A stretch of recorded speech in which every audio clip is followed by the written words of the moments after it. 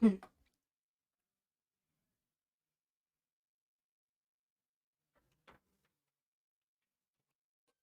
Hmm. Hello and welcome to Daily News Simplified. And this is the Daily News Simplified for the date 6 January 2024. And for today's discussion, we are taking these particular topics which are displayed over your screen. For prelims perspective, we have taken four important topics. These topics are: the first topic deals with PRITHVI Initiative. This is an important initiative by the Ministry of Earth Sciences. The second topic is regarding fuel cells. As you all know, fuel cells is an emerging technology and they are important to ensure energy security in the country. And it is a revolutionary technology, right? The third topic is regarding Competition Commission of India. This is an important statutory body. The fourth question would be regarding the tiger conservation efforts in India. So as we all know that tiger is the umbrella species and it is also the national animal of India. And in 1973, tiger was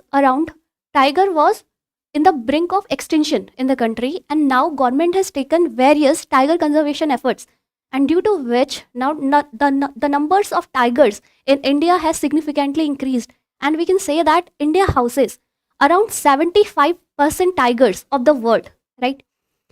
So these are the topics in prelims discussion, and for mains discussion, we will be dealing with two important articles. The first article deals with India Bangladesh relations. So, this article is particularly important for us in the context of upcoming elections in Bangladesh. And the second article is regarding elections in Rajya Sabha.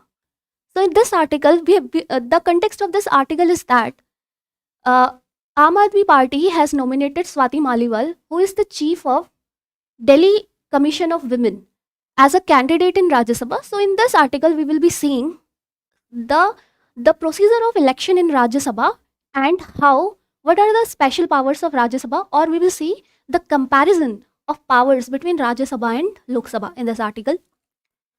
Finally, this is a new segment which we have started in DNS, and it is regarding the summary of some important editorials. And for today's summary, DNS summary, we have picked these two editorials which are present in The Hindu. The first editorial is regarding, the first summary is regarding drug war, and this is regarding antimicrobial resistance. And the second is regarding the need to examine the examination system, right? So let's start our discussion for the day.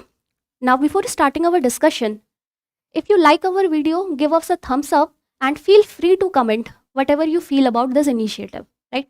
And if you have any doubt, you can ask us questions in the comment section. Now, let's begin with the first MCQ for the day. This is inspired by this news article which appeared on the page number 5 of Indian Express. Now, this news article says that the cabinet or the government has approved PRITHVI Initiative, and this is an initiative of Ministry of Earth Sciences. So, what is this initiative? Earlier, the Ministry of Earth Sciences had 5 schemes which dealt particularly with various subsections, like there were schemes which dealt with atmosphere, hydrosphere, cryosphere, biosphere, and research and development in this field. We all know atmosphere, hydrosphere deals with oceans, cryosphere deals with frozen water, whether in ice caps, in glaciers, above or over water and land, right? And biosphere, sorry, this is geosphere. So the fourth component is geosphere, and this deals with rocks or the solid earth, whether it is present in crust or it also consists of the interior of earth, say mantle and core. So regarding these dimensions, let us see presently the Ministry of Earth Sciences had these particular schemes. They were these 5 schemes, like across scheme, O Smart scheme. Across scheme dealt with atmosphere. O Smart scheme dealt with oceans. Pacer scheme dealt with cryosphere. stage dealt with geosciences, and there was a research education training and outreach scheme. Now what government has done, that government has launched an umbrella scheme which is PRITHVI Vigyan, or in short PRITHVI. So this will be an umbrella scheme that will subsume all these schemes, or better we can say that this scheme will be a cross disciplinary to take up integrated approach, or a cross disciplinary approach or projects, and even use the fund allocated, the total fund allocated under these schemes. So basically this is for integrated use of funds and shared information. And one important thing is that this scheme is launched by Ministry of Earth Sciences, and this scheme will be launched for a period of 5 years, and it is from the year 2021 to the year 2026, and the budgetary allocation for this scheme is around rupees 4,800 crores. So this is the budgetary allocation, and this amount will be shared by all the verticals of PRITHVI schemes. So these are the verticals of this scheme, and the objectives of these schemes are listed on your screen.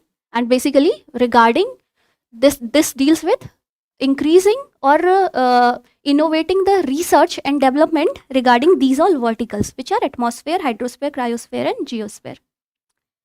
So based on this information, let us solve this practice question. Now this will be pretty easy for you to solve this question. Now why we have taken this question is that UPSC asks questions regarding various schemes launched by the government, and also in the science and technology section we have seen that UPSC asks questions regarding the subsection space astronomy, and which also comprises of communication satellites. So like in the year 2018 we found this particular question which was regarding Indian Regional Navigation Satellite System. So this scheme is an important scheme of Ministry of Earth Sciences, and that's why we picked this question. Now let's solve this question, which says that PRITHVI scheme of the government recently in news best describes. The options are listed on your screen, and the correct answer would be that it is an initiative for ease of research in earth sciences, right? So the correct answer would be option D. Now let's move on to our another important news article for the day, which is inspired by this news article which appeared on the page number 10 of The Hindu. Now we all know that recently on January 1, 2024, ISRO launched XPOSat satellite. So this is the first satellite of India and the second satellite of the world which deals with studying polarization, the polarization studies of X-rays, or the study of polarized X-rays. And why is this study being done? This is being done to understand or to enhance our understanding of some cosmic sources, or to enhance our understanding regarding the dynamics of some cosmic sources, like to enhance our understanding of black holes, magnetars, neutron stars, pulsars, among others. So this is a mission to study the polarization of X-rays, which will reveal the information about these cosmic sources. Now, if you remember, XPOSat was launched with the help of PSLV. Now, this is launched in the low Earth orbit. If you remember, PSLV is made of 4 stages. The 3 stages of PSLV, they are discarded or they fall down in the ocean. And finally, there is one stage, or there is the 4th stage of PSLV, which earlier used to be a space debris or space junk. But now what ISRO has done, ISRO has launched an initiative which goes by the name POEM. Right? So in this module, what ISRO is doing, that ISRO is using this 4th stage of PSLV as a space station, which is non-habitable, of course, And this space station, or we can say a space observatory. So ISRO is using the fourth stage of PSLV as a space observatory. And in this space observatory, presently ISRO has sent 10 satellites, or there are 10, we can say there are 10 payloads. There are 10 payloads to the fourth stage of PSLV, and one of these payloads are to do various experiments. And one of the payloads is regarding which will conduct experiment regarding fuel cells. And this is what the news article is about. The news article says that ISRO has successfully tested a polymer electrolyte membrane fuel cell based power system. So it is a fuel cell based power system.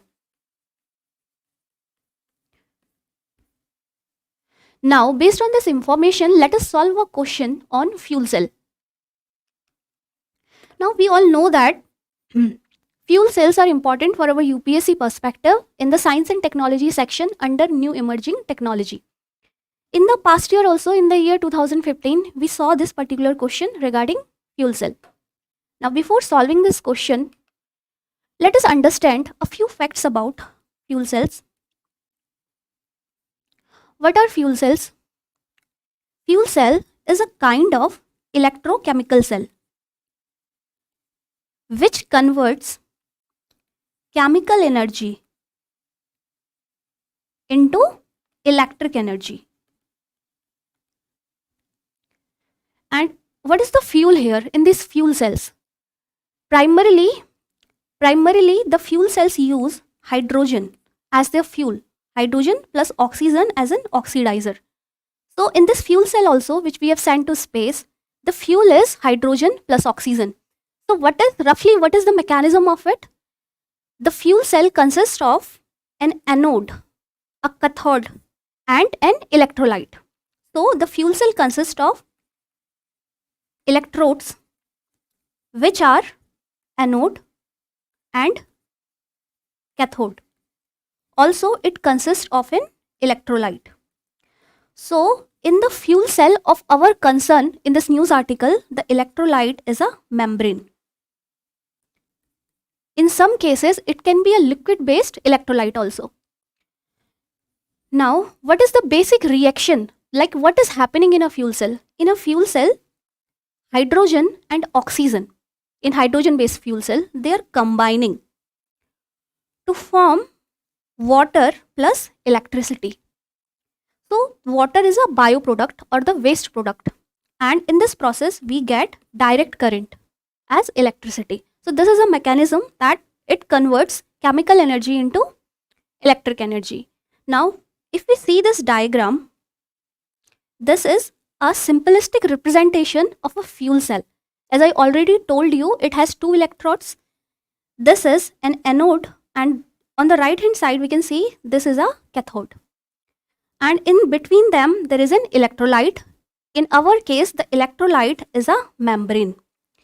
Now let's understand what is happening at the anode side. In the anode side, the hydrogen, which is stored as a fuel, this hydrogen is breaking down into ions. Hydrogen, H plus ion, and electron. And this hydrogen, after it breaks up into ions, there is an external circuit whereby the electrons are flowing out to this external circuit, and these protons, these H plus ion, this is moving towards the cathode and via the medium electrolyte. What is the work of electrolyte?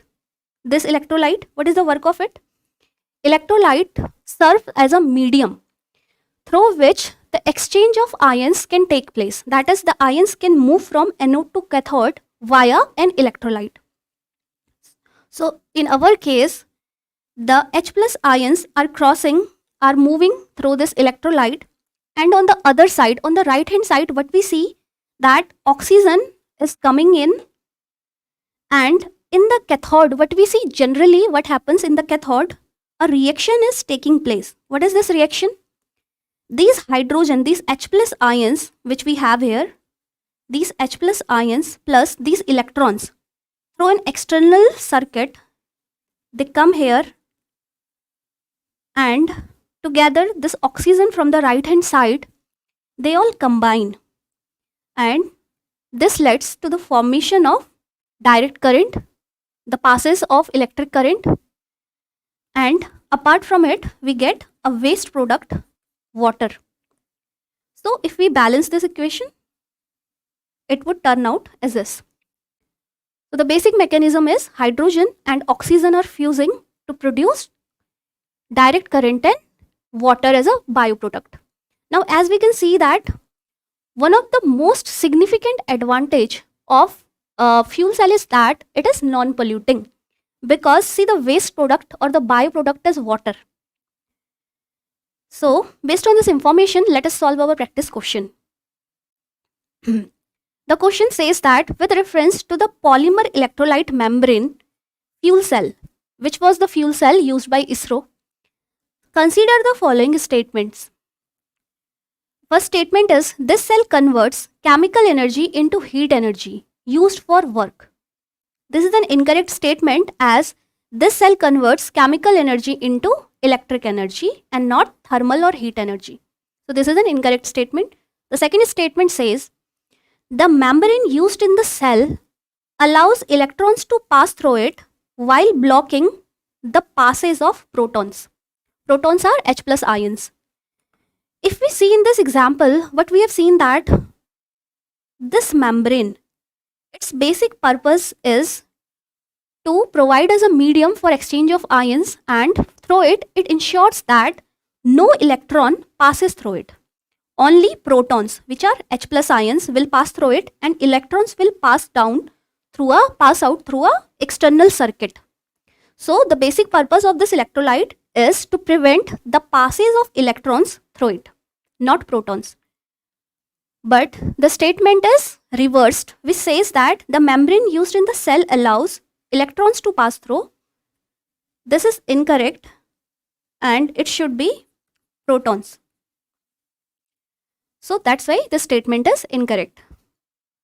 The third statement says that this cell operates at a relatively high temperature and has a long startup time. Now see, this statement is also incorrect. This is because in the space, basically this cell has been designed to operate in the conditions of space where generally there is low temperatures. So this cell is able to work in the low temperatures, even in the cold temperatures.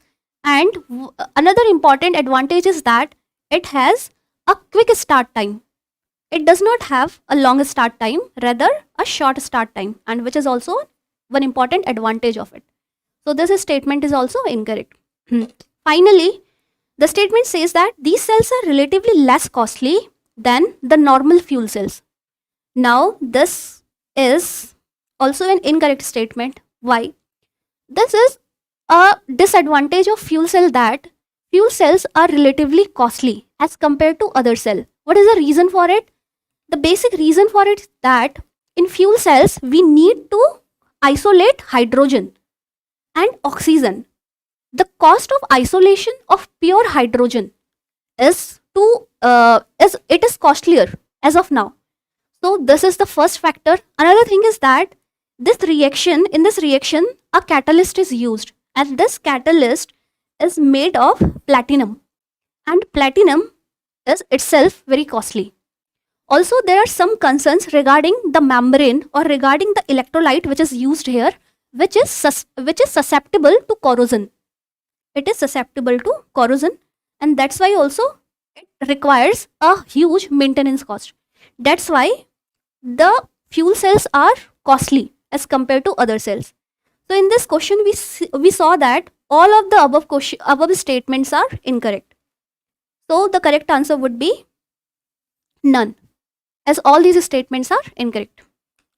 Now let's move on to our third MCQ, which is inspired by this news article which appeared on page number 11 of Indian Express. Now this news article talks about various conservation efforts done by the government of India regarding the conservation of tiger. If we talk about tiger, tiger is an umbrella species, that is the protection of tiger or its habitat will in turn lead to the conservation, lead to the protection of other smaller species and their habitats, right? And tiger is a national animal of India. In the IUCN list, tiger is categorized as endangered. It is present in the Appendix 1 of CITES and also in the Wildlife Protection Act 1972. Tiger is mentioned as Schedule 1 species, that is, it is guaranteed the highest protection. Now, let's talk about various conservation efforts done by the government for protection of tigers. The first and the foremost thing is enactment of Wildlife Protection Act of 1972. So this provided the legal framework to the government for ensuring the protection of tigers, to ensure that tigers are not hunted, they are not poached, and the trade in their body parts is stopped. And for that there was sufficient penalties. Tiger is mentioned in the Schedule 1 of Wildlife Protection Act. So this was the first initiative towards conservation of tiger and obviously other species also. The second thing is the initiative or the initiation of Project Tiger in the year 1973. Now this was an important initiative by Government of India through which there was an effort to protect tiger by managing tiger reserve. Presently, Project Tiger has been enacted in the 54 tiger reserves in the country in 18 tiger range states of India. And this Project Tiger is managed by NTCA. NTCA is a National Tiger Conservation Authority. This body was formed in the year 2005, and this is an overarching body which works for the conservation of tiger by the management of tiger reserves and by overseeing the implementation of Project Tiger. And this NTCA is a statutory body under the Ministry of Environment, Forest and Climate Change. So these three important initiatives. Other thing is that India is signatory to the St. Petersburg Declaration, which was a declaration which happened in the year 2010 in Russia, and in this initiative it was pledged that India also pledged to double the population of its tiger population till the year 2022. And it's a great feat for India that the tiger population of India doubled in the year 2018 itself. And now if we talk about the present tiger census in the country, this tiger census, the latest tiger census in the country, this happened in the year 2022. And who conducts tiger census? This is conducted by NTCA. And in this tiger census, presently at that time, India had 3,682 tigers. And the maximum number of tigers were present in Madhya Pradesh, right? And now another initiative is Global Tiger Forum. India is one of the countries. There are presently 13 countries in Global Tiger Forum, and India is one of the countries which is present in this intergovernmental body which works towards conservation of tigers in tiger range countries. And if I talk about tiger range countries, these are 13 tiger range countries, and not all these 13 countries are present in Global Tiger Forum. If I'm not wrong, presently around 8 countries, around 8 or 10 countries, please verify this fact, are present in Global Tiger Forum. But out of these 13 tiger race countries, India is one of the country which is present in the Global Tiger Forum, right? And these initiatives. One initiative is MSTRIPS, that is monitoring system for tigers. Other initiative is EI surveillance system. So both of these systems, both of these are technological development, and these are software based monitoring system for strengthening the patrolling and surveillance of for conservation, for tiger conservation. So if we talk about EI surveillance system, this is a software based monitoring system which has cameras with high resolution, high thermal resolution, and it also has infrared cameras. These are to track the movement of tigers in order that these tigers are not poached. So these are some of the initiatives. Now based on this, let us solve our practice question. The practice question says that, and see this PYQ, this was about the technology M stripes, and this was asked in the year 2017. So our practice question says that, with reference to tigers in India, consider the following statement. Statement 1. Kaziranga National Park is the first to come under Project Tiger initiative. See now, Project Tiger, as we know that this was initiated, as we saw, in the year 1973. But Kaziranga is not the first state to come under it. The first state under Project Tiger the first national park under Project Tiger was Corbett National Park. Corbett National Park is the first national park established in India, and this is located in Uttarakhand, Ramnagar, Uttarakhand. So Corbett National Park was the first national park to come under Project Tiger initiative. The second statement says EI surveillance is the large-scale intelligence technology capable of live feed wildlife surveillance in vulnerable areas and sanctuary parameters. This is a correct statement. The third statement says that the Secretariat of Global Tiger Forum is located in New Delhi, and this is also a correct statement. As we saw that Global Tiger Forum, it is an intergovernmental body for tiger conservation, and the secretariat of which is located in New Delhi. So the correct answer would be only 2, option B. Now let's move on to our final MCQ and see in this map. This is the map of India, and we can see the location of Corbett National Park in Ramnagar. And there is an important reservoir here, which is Ramganga Reservoir. Now let's solve our final practice MCQ, and it is based on this news article which appeared on the page number 11 of The Hindu. Now this news article is regarding that Competition Commission of India is investigating domestic units of global delivery companies. So these are certain companies for alleged collusion on discounts and tariffs. So there is an alleged collusion which has been formed by these global delivery companies. So some companies have formed a collusion. What is a collusion? Collusion is, say, it is a secret group or it is a secret agreement which 2 or more companies can sign together. Why they can sign it? In order to, say, beat competition, or we can say in order to kill competition in the market. Now this is a form of unfair trade practice. Like in this example, we can see that there are some global delivery companies and they are forming a group or a collusion, and they are giving some coupons, discounts and tariffs. Maybe they are giving some discounts and maybe they have reduced some tariffs, and this is in order to kill competition, and there may be some other companies which may be lower, which may have lower resources as compared to these companies, and it would definitely impact those companies negatively. So this is in order to kill competition basically. Now for this you have to understand that in any economy, both private companies and public companies, both of them are important for economic growth of any country, right?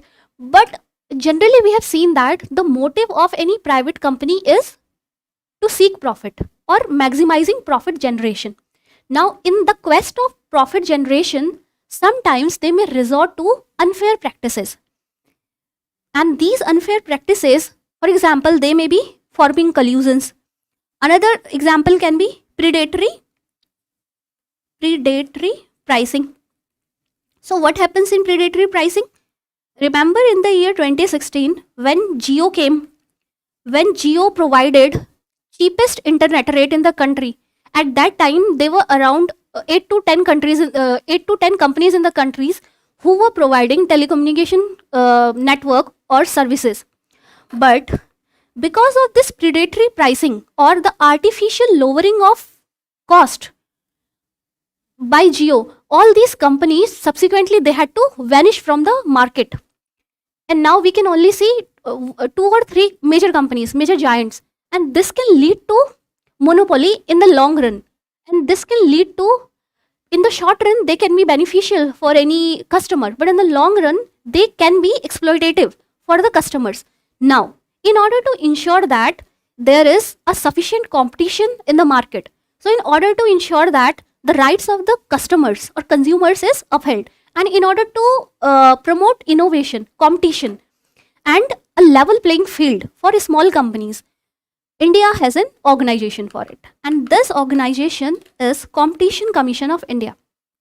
So, Competition Commission of India is a statutory body which was formed via the Competition Act 2002, and this act was in turn amended in the year 2007. So, it is a statutory body formed by this particular act. So, this, as I already told you, that the function of this Competition Commission of India is to eliminate any such practices that can have adverse impact on competition. It aims to promote and sustain competition, and it aims to protect the interest of the consumers and to ensure that there is a freedom of trade in the markets of the country. So the act will prohibit, it will prohibit anti-competitive agreements, abuse of dominant position by, say, giant enterprises. It will regulate combinations, that is acquisition, acquiring, control, and mergers.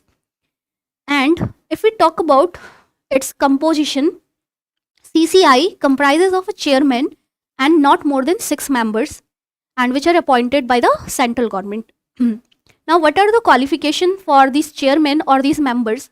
The qualifications are that any person of ability, integrity, or any person with special knowledge and professional experience of not less than 15 years in the field of international trade, economics, business, commerce, law, finance, accountancy, management, industry, public affairs, or competition, law and policy. So, any person having sufficient knowledge in this field and a person of integrity can be appointed as a chairman and as a member of Competition Commission of India. So, these are the requirements. And one more thing is that Competition Commission of India is a quasi-judicial body. That is, it has the power to impose penalties when the violations are confirmed, or when in case of violations are confirmed by the investigations. Now, based on this, let's solve our practice question. Now, UPSC generally asks questions regarding various statutory, non-statutory bodies and various governmental bodies. Various constitutional bodies. Like in the year 2023, in the last year, we saw this particular question. Now let's solve our practice question, which says that with reference to the Competition Commission of India, consider the following statements. Statement 1. CCI is a statutory body established under the Monopolies and Restrictive Trade Practices Act 1969. This is an incorrect statement, as this has been established under Competition Act 2002. The second statement is the chairperson of CCI should be a retired judge of the Supreme Court or eligible to be appointed as one. Now, this is also an incorrect statement, as there is not such qualification needed to be a member or to be chairperson of CCI.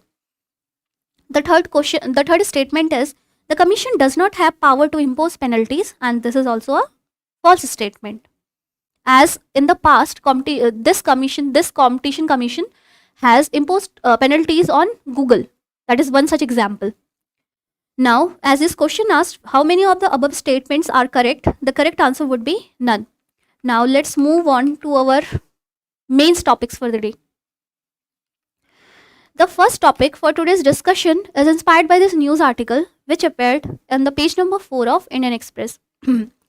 Now, this news article says that the context is that Swati Maliwal, who is the chairman of Delhi Commission for Women, has been nominated as a candidate in the upcoming by the Aam Aadmi Party in the upcoming Rajya Sabha elections in Delhi. Now, see, Delhi is a union territory and Rajya Sabha is a council of states. Now, one may assume that our union territories are the members. Can union territories have also representation in Rajya Sabha? The answer is yes. Now let's see how. Now this topic is important for our GS paper 2 Polity and Governance under the syllabus head Parliament and state legislatures, structure, functioning, conduct of business, powers, privileges and issues relating out of this. In the previous year 2022, we found this particular question which was regarding the disputes arising of the election of member of parliament or state legislature under RPA 1951. So this was broadly regarding this theme. Now see, if we talk about Indian parliamentary system is bicameral. That is, it has two houses. The first house, one house is Lok Sabha, the lower house. Other house is Rajya Sabha, the upper house or the council of states. Now, what is the composition of Rajya Sabha? The composition presently, the highest number of seats in Rajya Sabha are 250 seats, the highest possible seats, out of which 238 are to be filled by election and 12 seats are to be filled by nomination. Or we can say that 238 members are elected in Rajya Sabha and 12 members are nominated in Rajya Sabha. Now, firstly, let's talk about these 12 nominated members. Now, these members, 12 nominated members, they can be nominated by the President of India and they can be some eminent persons in the field of, say, art, science, literature, social service. So, these people whom they may not need to directly contest elections, rather they can be nominated by the President of India. Now, let's talk about these 238 elected representatives. Now, they can be also divided into two categories. One is the representatives from state, other is representatives from union territories. Now, the representatives of states are elected. How? This is not the case of direct election as we see in the case of Lok Sabha. What happens in the case of Lok Sabha? In the case of Lok Sabha, there is first past the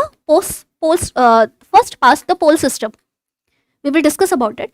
But here, the election, the representatives of states are elected in the case of states by the elected members of the state legislative assembly. That is, we are not directly voting to them, but indirectly, the elected members of state legislative assembly can be, they are voting, right? And now, in the case of union territories, the representatives of union territories are elected by, they are indirectly elected by the members of an electoral college. Now, both these elections, this is done via proportionate representation by single transferable vote. Now, what is proportional representation? Now, see, the fourth schedule of Indian Constitution, this deals with the allocation of representation or the allocation of seats in Rajya Sabha. It deals with it. Now, in this, the seats are given to any particular state. The seats to any particular states are given in Rajya Sabha based on its population. Any state which has more population will get more seats in Rajya Sabha and vice versa. Any state with lower population will get lower seats. The example is, presently the highest seats in Rajya Sabha is with UP with 31 seats. Another example is Maharashtra with 19 seats. And if we talk about lowest representation, it is with Nagaland and Goa. Now, out of 9 union territories in the country, there are 3 union territories, which are Delhi, Puducherry, and Jammu and Kashmir, which is given representation in Rajya Sabha. And other union territories are not given representation in Rajya Sabha because their population is too low to be represented in Rajya Sabha, right? So these facts are clear. Now this is about proportional representation. Now what do we mean by single transferable vote? Now see, in the case of Lok Sabha, there is a provision of first past the post system, and in which we are the electors and we directly vote for our MPs and MLAs, right? What do? There is a list of candidates and we pick one candidate. We pick one candidate based on our preference, and any candidate who gets maximum share of vote is elected. This is what happens in the case of Lok Sabha. Now what happens in the case of Rajya Sabha? In the case of Rajya Sabha, say there are 4 candidates, then the electors, which we already discussed, the elected members of a state legislative assembly. So these electors can give their multiple preferences as they have a transferable vote. That is, instead as we were picking a single candidate, they would indeed give preferences to these 4 candidates. Say, an elector can give first preference to the first candidate, second preference to the third candidate, third preference to the second candidate, and say fourth preference to the fourth candidate. And there is a threshold criteria of first preferences. That is, to any particular candidate who have been given the first preference vote, and if he passes a specified threshold, then that candidate would be elected. And the second and other candidate, and this would be elected based on the other preferences given to them. So this is the concept of transferable vote. Now let's move further and let's see that what is the duration of Rajya Sabha. We know that Rajya Sabha is a permanent house, that it is not subject to dissolution, but 1/3 members of Rajya Sabha retire every second year, and for in the beginning of every third year there are fresh elections or there are fresh nominations for the members who are retiring. And these members who are retiring, they are eligible for re-election or nomination any number of times. There is no bar for it. Also, unlike to the members of Lok Sabha who have 5 years, who have a term of 5 years, the members of Rajya Sabha have a term of 6 years. So these are some facts about Rajya Sabha. Now let's do a comparative analysis of the status of Rajya Sabha versus Lok Sabha. Now in this analysis, we will see that in terms where Rajya Sabha enjoys equal status as compared to Lok Sabha. And in second, on the right hand side, there is a chart which shows the unequal status of Rajya Sabha compared to Lok Sabha. So let's see it. So see, firstly what happens, the first power is regarding bills. Now see, for the introduction of ordinary bills, the powers of Lok Sabha and Rajya Sabha is same. That is, the ordinary bills and also the constitutional amendment bills can be both introduced and passed in Lok Sabha and Rajya Sabha with equal power. They have equal power regarding it. But if we talk about, there are certain bills like money bill. Now for money bill, Lok Sabha has a higher power, more power as compared to Rajya Sabha. Why? Because a money bill can only be passed in a Lok Sabha, and the speaker of Lok Sabha will certify whether a bill is a money bill. Now, what is the power of Rajya Sabha in case of money bill? Rajya Sabha cannot amend or cannot reject a money bill. It can only give some recommendations of money bill, and it is up to Lok Sabha whether to accept that recommendation or not, right? And the Rajya Sabha has to return the money bill in 14 days. So we can say that Lok Sabha has more power in compared to money bill. Also, in case of voting for demand for grant, what is demand for grant? Demand for grant is a part of budgetary process where the government gives an estimate of the expenditure which the government will do in the coming financial year, for which government gives an estimate of the expenditure, and this money has to be withdrawn from Consolidated Fund of India, for which there is a voting in the parliament. Now see, in this voting is only subjected to Lok Sabha, and this demand for grant is not voted in Rajya Sabha. Now let's move on to the next powers, which are emergency powers. Now see, in India there are three kind of emergencies.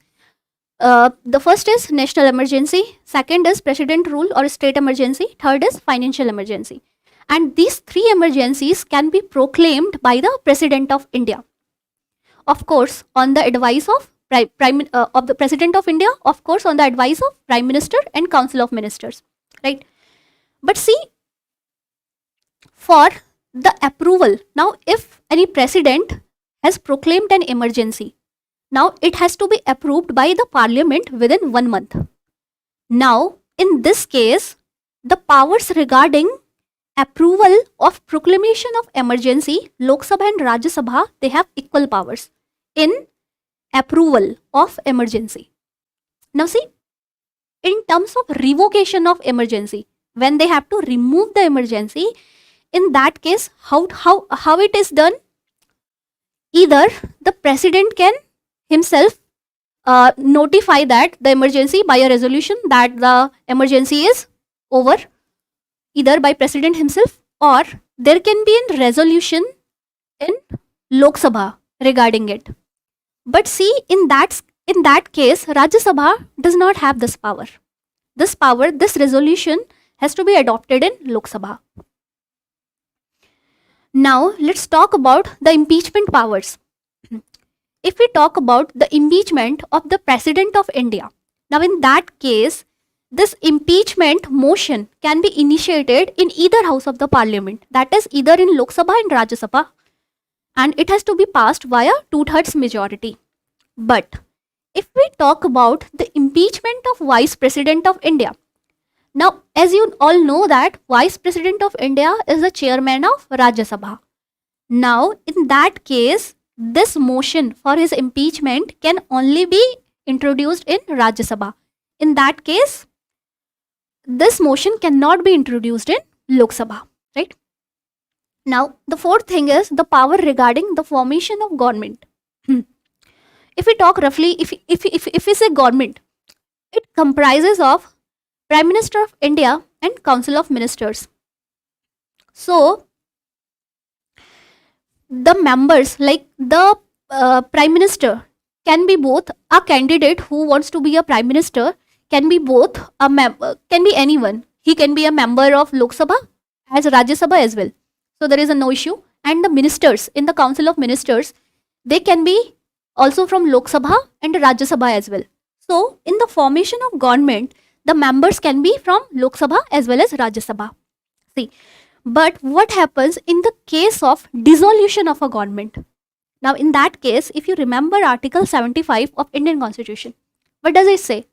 It says that the executive will be responsible to Lok Sabha. This means that the no confidence motion can only be adopted in Lok Sabha. For that, it cannot be adopted in Rajya Sabha, right?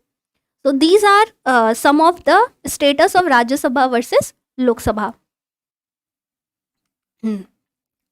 And one more difference which I can recall right now is that in case of joint sitting of the parliament, the joint sitting of the parliament is headed by the speaker of Lok Sabha and not by the chairman of Rajya Sabha. And in case of, say there is any constitutional deadlock, say there is any deadlock regarding the passage of any bill, in that case also, if there is a provision of joint sitting, in that case it would be headed by speaker of Lok Sabha.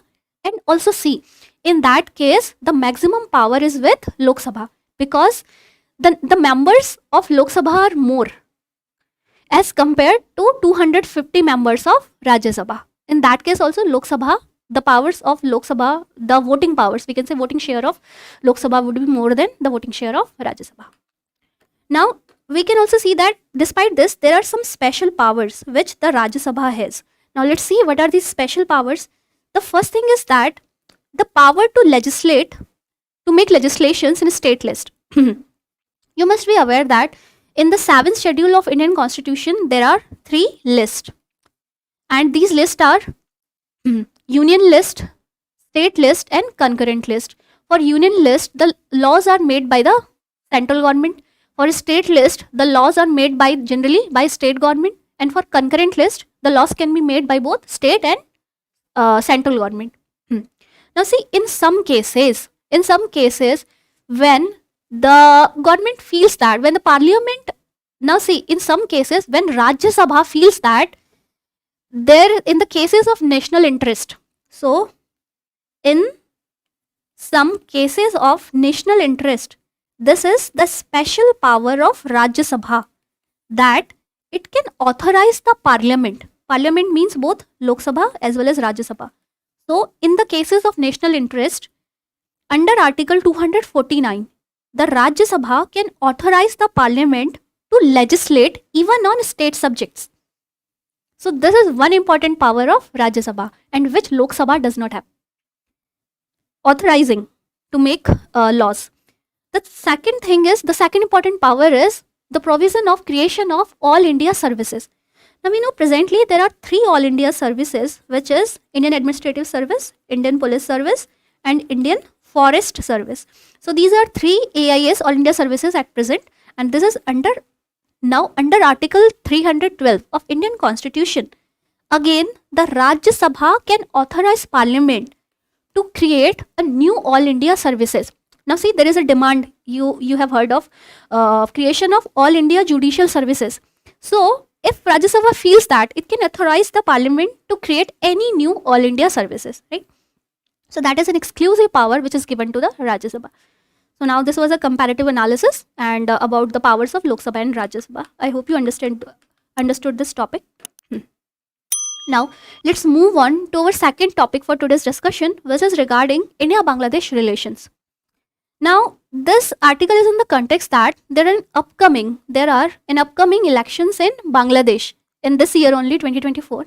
And if you are aware with the political situation in Bangladesh, so there are 2 important parties. I'm just giving you a brief overview. There are 2 important parties, Awami League and Bangladesh Nationalist Party. So Awami League presently, it is in power, and there is president, the prime minister of this Awami League, or the prime minister of Bangladesh is Sheikh Hasina, right? And it is perceived often, out of these 2 major political fragments in Bangladesh, this party is pro-India, or we can say that the foreign policies of India and Bangladesh tend to align more, right? This is the most correct statement way to say that the foreign policies of India and Bangladesh align more when Sheikh Hasina is in power, or when we can say this fragment, which is Awami League, is in power.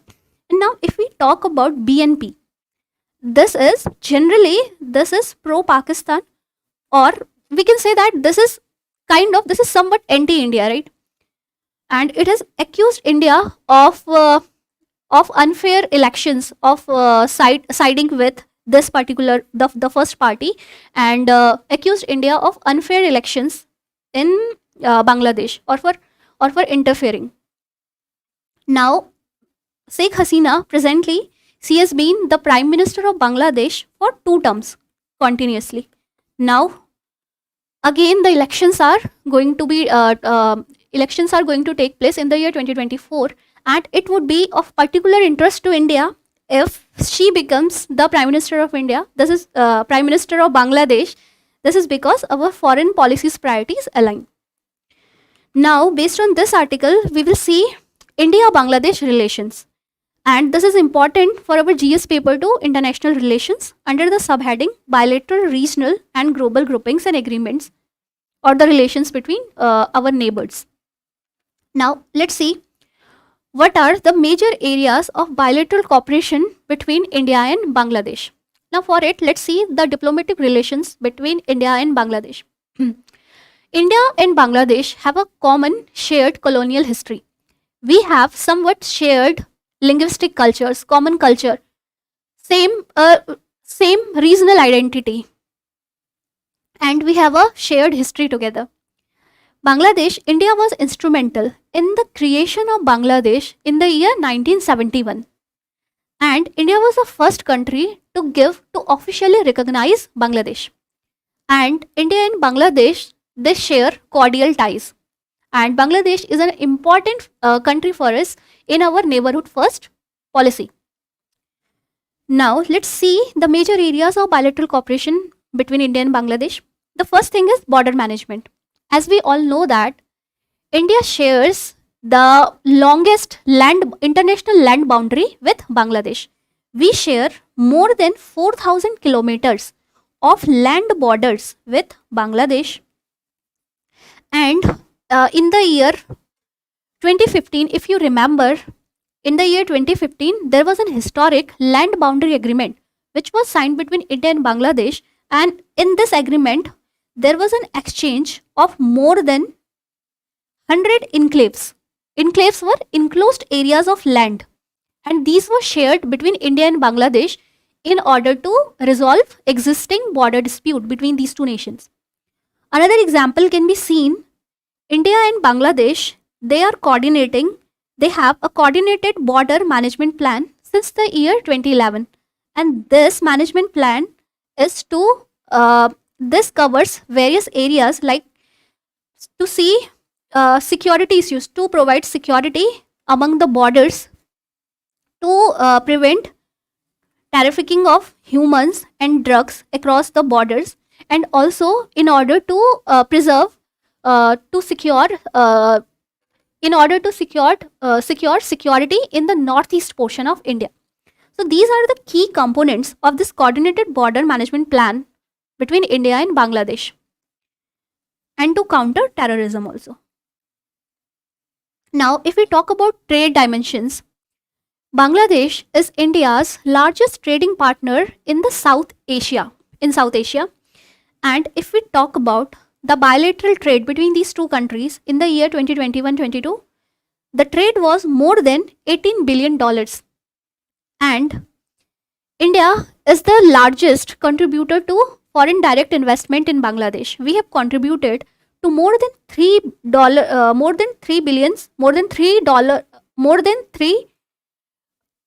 billion FDI in Bangladesh. And India has signed around 3 line of credits with Bangladesh, and India has given a duty-free access to Bangladeshi exports. This is in order to promote more economic engagement with the country. And in order to ensure it further, the countries are working on a comprehensive economic partnership agreement, and which is being negotiated between these two countries as of now. Now, if we talk about infrastructure or connectivity projects between these two countries, India is supporting Bangladesh in development of various railway projects and roadway projects in the country. Apart from it, one important project is Akhora Agartala rail project. Now let's see its location. So this is Akhora, and this is in location. This is located in Bangladesh, and this is Agartala, the capital of Tripura.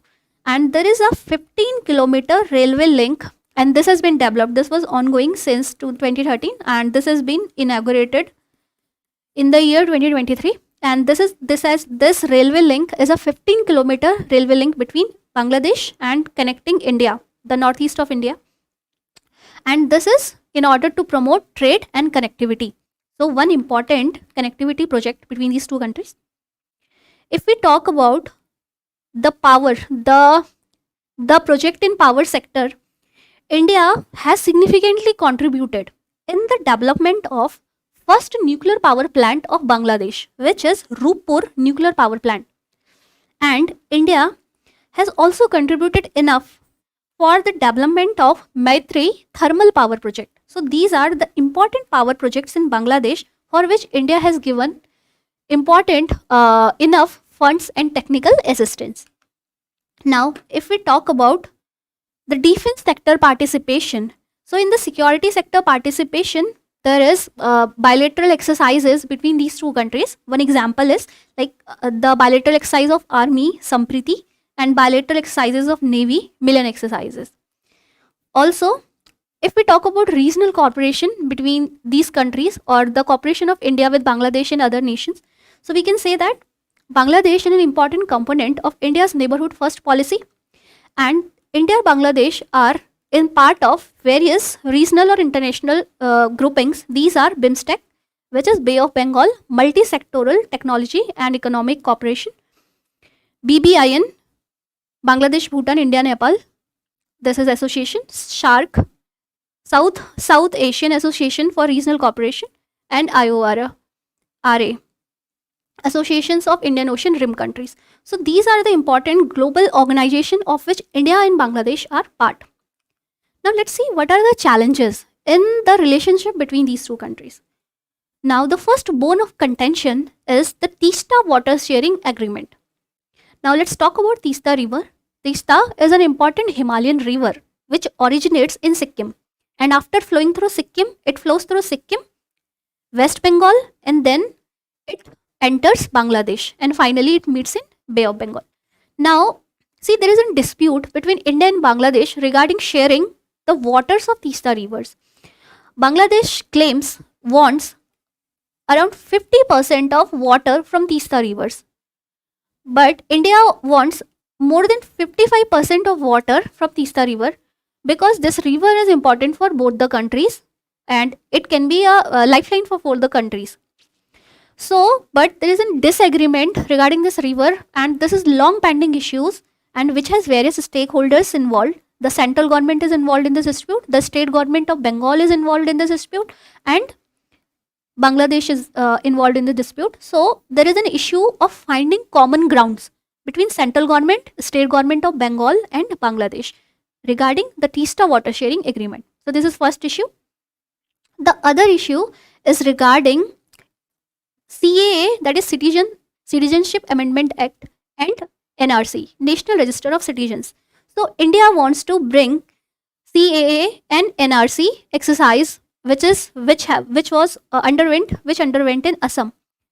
Now, the purpose of this exercise was to recognize illegal infiltrants who entered India, and Bangladesh fears that these illegal immigrants would be diverted back to Bangladesh. So there is a friction in India and Bangladesh regarding the issue of CAA and NRC. Other issues are security issues regarding the long border between India and Bangladesh, as they both share more than 4,000 kilometers long border, and somewhere the borders are porous, made of rivers. And in that cases, the instances of illegal infiltration from Bangladesh to India have become more common even after the presence of border security forces and other forces there. Also, the issue of drugs, the infiltration, that is the issue of trafficking of drugs and human trafficking or animal trafficking, is still prevalent between the borders of both the countries, and that is also an issue. And since some years, there is the formation of some regional terrorism outfits in Bangladesh. One example is Jamaat ul Mujahideen in Bangladesh. So the presence of these radicalized terrorized outfits in Bangladesh is also an issue. And if we talk about illegal infiltration, we all know about Rohingya crisis, that how these people, Rohingya people, they are entering India via Bangladesh, and they are fleeing from Myanmar, and then via Bangladesh they are entering India. So there is also dispute regarding these Rohingya illegal infiltrate. Now finally, there is an issue regarding China's influence. Now we all know that China is influencing Bangladesh by giving lines of credit, by supporting Bangladesh in its infrastructure connectivity projects. One example is that despite India's displeasure, Bangladesh is a part of Belt and Road Initiative, and Bangladesh has handled the Chittagong port to China. And this is despite India's displeasure. So we can say that growing influence of China in Bangladesh is really a concern for India. Now, what is a way forward in this regard? The first thing is that the Teesta water sharing disagreement, the Teesta water sharing dispute, this is long pending and this should be resolved constructively. The other thing is that by proper security mechanism in the borders, by ensuring the advancement of technology and by ensuring more enhanced cooperation mechanism between India and Bangladesh in order to avoid the issues of trafficking of humans, animals, and drugs. Also, India should invest more in Bangladesh and India should find other avenues of coordination with Bangladesh, say in the cooperation of space, finding in finding common grounds by for providing security in Indian Ocean regions, among others. So this is all about India-Bangladesh relations. Now, for our final segment of today's newspaper, let us quickly see the news summary of these editorials, two editorials of the Hindu. This is the first editorial which was present on the editorial section of the Hindu, and this says drug war. Basically, this editorial is about antimicrobial resistance and the increasing cases of AMR in India. Now, the first thing, what is antimicrobial resistance? Antimicrobial resistance is any resistance which is gained by microorganism. These can be bacteria, viruses, fungi, and they can gain resistance against antimicrobials, that is antibiotics, antivirals, and antifungals.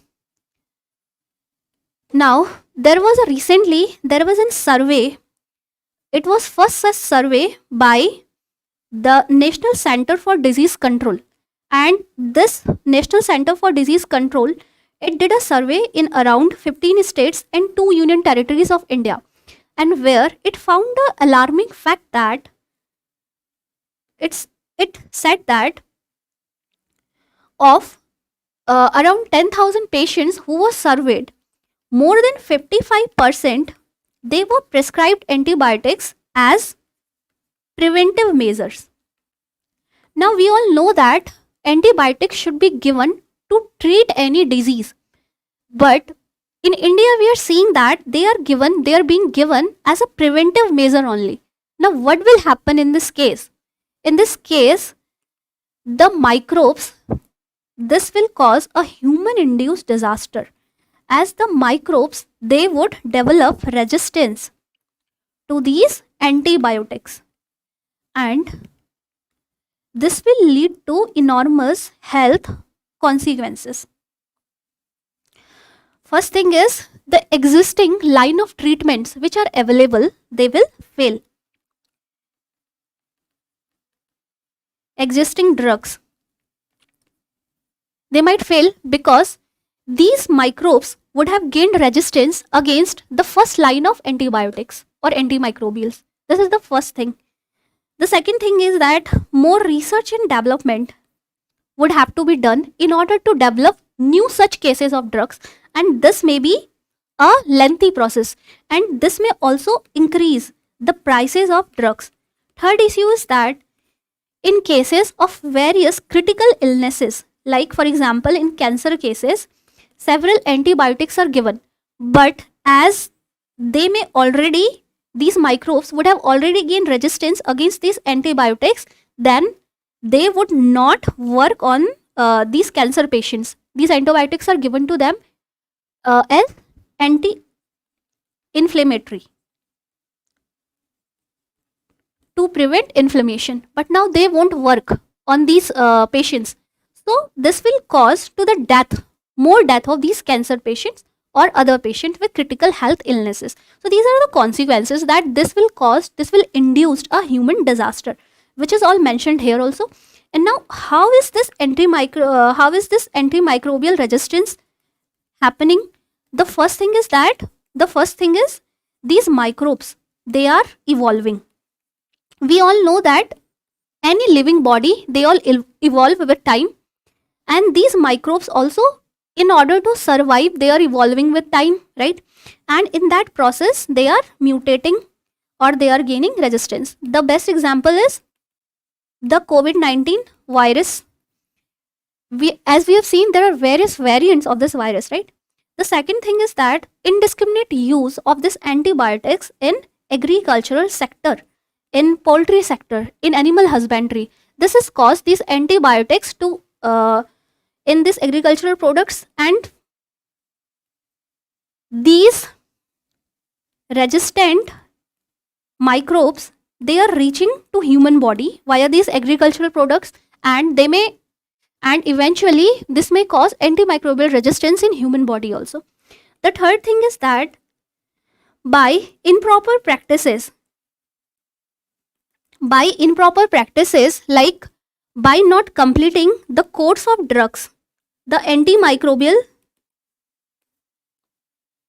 if the course of treatment is not completed on time, then in that cases also the antimicrobial resistance may develop. Or if there is an over the counter sale of antibiotics, in that case also there are the chances that antimicrobial resistance will develop. So this is a case of human induced disaster. This is all about this article which you should know. And for the regulation of antibiotics in India, these are some of the measures which you can find in the PDF. Now let's move on to the summary of this news article, which was also present on the editorial section. Now this news article says that the author says that there is a need to examine the examination system in the country. Why so? Because various examinations in India, they are marred by, or there are various scandals. For example, there are various cases of paper leaks which we find in various examination system. So we can say that our examination system is itself suffering, which aim to provide us quality education. So because of these scandals like paper leak, there are questions on the standards of education imparted to people, right? Now the author says that what are the problems with current examination system? He says that our examination system in the country is decentralized at the school level and also at the college level.